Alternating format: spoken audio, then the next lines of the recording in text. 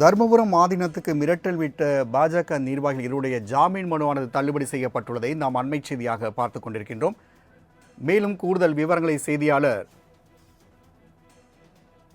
ஜீவானந்தம் வழங்க கேட்கலாம். வணக்கம் ஜீவானந்தம். ஏற்கனவே இவர்கள் தாக்கல் செய்த ஜாமீன் மனு தள்ளுபடி செய்யப்பட்டுள்ளது.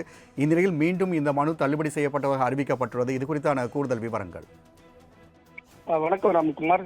மயிலாடுதுறை மாவட்டம் மயிலாடுதுறை அடுத்த தருமபுரம் ஆதீன மடாதிபதியை ஆபாச வீடியோ எடுத்ததாக கூறி மிரட்டல் விடுத்த வழக்கில் ஆதீனத்தின் விருதகிரி அளித்த புகாரின் பேரில் பாரதிய ஜனதா கட்சியின் மாவட்ட தலைவர் அகோரம், தனியார் பள்ளி தாளாளர், குடியரசு உள்ளிட்ட 9 பேர் மீது வழக்கு பதிவு செய்துள்ள காவல்துறையினர் இதுவரை 7 பேரை கைது செய்துள்ளனர். இந்த வழக்கில் ஏற்கனவே தனியார் பள்ளி தாளாளர், குடியரசு மற்றும் பாரதிய ஜனதா கட்சியின் மாவட்ட தலைவர் அகோரம் ஆகியோரின் ஜாமீன் மனுக்கள் உயர்நீதிமன்றத்தில் கடந்த சில தினங்களுக்கு முன்பு தள்ளுபடி செய்யப்பட்ட நிலையில் முக்கிய குற்றவாளிகளான வினோத் மற்றும் விக்னேஷ் ஆகியோர் ஜாமீன் வேண்டி மயிலாடுதுறை அமர்வு நீதிமன்றத்தில் ஜாமீன் மனு தாக்கல் செய்தனர்.